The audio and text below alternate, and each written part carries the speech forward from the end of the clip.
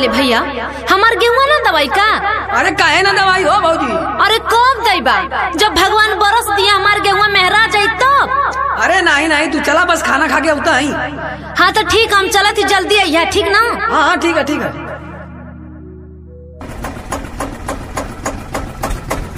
अरे का हो भौजी, आई तोहार गेहुआ दवाई की ना? काहे ना ये देवर बबुआ दवाई ही खातिर न रख ले बानी। अरे का हो भौजी? अरे हमके बोला के लो तो दूसर बोला ले लू।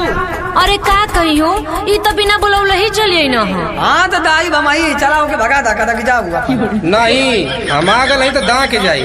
अरे ऐसे कैसे दा दे? हमसे बढ़िया दावे लगा तो और थ्रेसरवा। हाँ हे भैया हे लोगन देखा, झगड़ा मत करा, अपने अपने थ्रेसर का क्वालिटी बतावा और जे करे थ्रेसर में पावर ज्यादा होई वही से हम अपन गेहूं दवाई। ठीक है ठीक है ठीक है।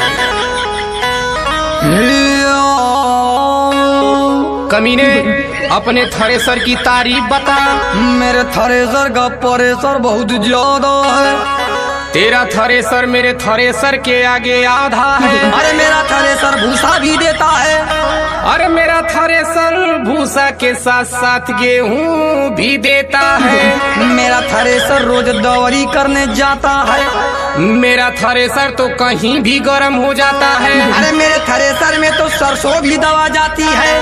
अरे मेरे थ्रेसर में तो हर चीज दमा जाती है। मेरा थ्रेसर तो बहुत ज्यादा तेल खाता है। मेरा थ्रेसर तो मेरा खून ही पी जाता है। अरे मेरा थ्रेसर तो आंधी की तरह चलता है। अरे मेरा थ्रेसर तो रोज बनता है और रोज बिगड़ता है। अरे तो फिर तू अपने थ्रेसर से कितना पैसा कमाता है? अबे तू जितना कमाता है उससे कहीं ज्यादा मेरा तो उधारी हो जाता है। हमारा थ्रेसर के ना जोड़ा कमनो गौआ में।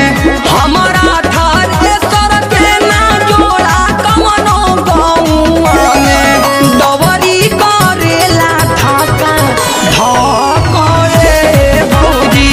एकेला भूसा भगा भगा रे भौजी। अरे हमरो सुना भौजी, हमारे थ्रेसर के प्रेशर जब चापेला हो। हमारे थ्रेसर के प्रेशर जब चापेला हो। मिलेला मजा भरा पूरा ए भौजी। घेरा लोगता पावर देला पूरा ए भौजी। हाँ कमीने भौजी से दूरे रहो। देखा हम भौजी तोहार खेत भी जोता ले रहन। तो से पहले तो सारे हमसे ही कहले रहनी। अरे भौजी एकर मशीन तक कवारी हो। पूरा गांव भर में सबसे बढ़िया तोहर साड़ी है। अरे भौजी ई तोहार झूठो तारीफ करता। देखा भौजी ई सरवा देखी के तोह के जरता। अरे भौजी ई आग हमनी में लगावता। अरे भौजी केहू का दावे के न पावता। देखा भौजी तू अपने बात पर अटल रही हा। कदी खराब आई गेहूं तो हमसे मत कही। छोड़ा हटावा तोहार फ्री में हम दा दे हो। अरे भौजी तक तोहरा से हम पैसा ले। और फ्री में कहता पर पैसा ले के जाई हो। अरे हो न सरवा छोड़ेला वसूल कैलेला पाई पाई हो। अच्छा हमारे थ्रेसर पूरा गांव भर संभारेला। बाऊ तोर थ्रेसर हमर गहकी बिगाड़ेला। गहकी बिगाड़ेला ई गहकी बिगाड़ेला। हमारे थ्रेसर पूरा गांव भर संभारेला। बाऊ तोर थ्रेसर हमर गहकी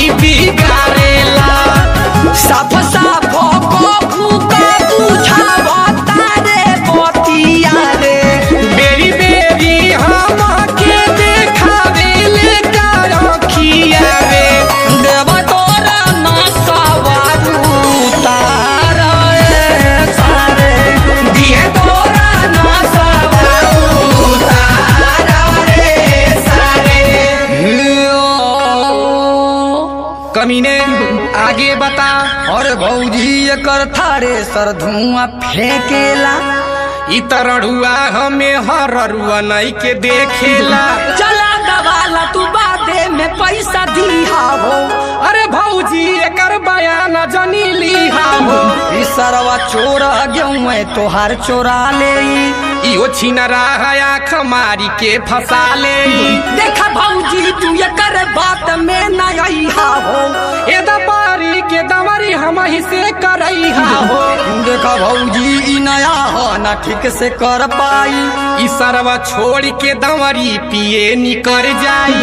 हट सर दूर तू दिमाग काहे खा ले रे। मुख एकदम से तबक चोद तू बुझा ले रे। अबे सर चुप हो जो नाही त मार खा जाइबे। बेटा औकात से ढेर बोल बेटा टंगा जाइबे। हट सर दूर तू दिमाग काहे खा ले रे। अरे मुके एकदम से ता अरे बकलोल तू बुझा ले रे। हर साल दवरी करता रे तपै बढ़ावे ले। तू तो थ्रेसर में सारे गेहूं खूब चोरावे ले। गेहूं खूब चोरावे ले रे। गेहूं खूब चोरावे ले। हर साल दवरी करता रे त तू बढ़ावे ले। तू तो थ्रेसर में सारे गेहूं खूब चोरावे ले। मेलुआ का डांठ सारे डांठ वाला दवाले तू। हमरे कन के बारे भूलावले तू। चली थारे सरयब हमारा रे सारे। थोड़ी देर में मारी के कपार रे सारे। तै सारे कपाल पर बे। त तू सारे का गेहूं दैबे। अरे रुका रुका लोगन, काहे बे मतलब का झगड़ा करत हुआ है? देखा भौजी साफ साफ बतावा कि साफ साफ बतावा हमसे दवाईबू की ऐसे दवाईबू। हम दोनों जने से दवाई। एगो खेत मकन तू दा दिया और एगो खेत मकन ई दा दिया। ठीक है भौजी। हेलो फ्रेंड, अजयांशु डांस में आप सभी का स्वागत है। फ्रेंड आप सब कैसे हैं, कैसे नहीं, उम्मीद करते हैं आप सब बहुत ही अच्छे होंगे। फ्रेंड स्वस्थ रहिए, मस्त रहिए, अपने काम में व्यस्त रहिए फ्रेंड, अपने परिवार के साथ। फ्रेंड आप सब भी आशीर्वाद दुआ दीजिए, मेरे लिए कीजिएगा तो मैं भी सभी ठीक रहूँ, आप सब तक अच्छे वीडियो डालती रहूँ। और आप सब देखिएगा मेरा वीडियो जरूर से ज़रूर, और एक लाइक सब्सक्राइब कमेंट कर दीजिएगा, देखना ना भूलिएगा फ्रेंड। और एक लाइक सब्सक्राइब कमेंट करना ना भूलिएगा। बहुत सारा प्यार दीजिएगा, दुलार दीजिएगा फ्रेंड। मैं मेहनत से बना रहे हैं धूप में फ्रेंड, आप सब जरूर देखिएगा। और मेरी तबीयत भी उतना नहीं सही है फ्रेंड, आप सब जरूर देखिएगा। सबसे ये कहेंगे फ्रेंड, और अपना ख्याल रखिएगा। फिर मिलते हैं किसी नेक्स्ट वीडियो में। बाय बाय, जय श्री राम।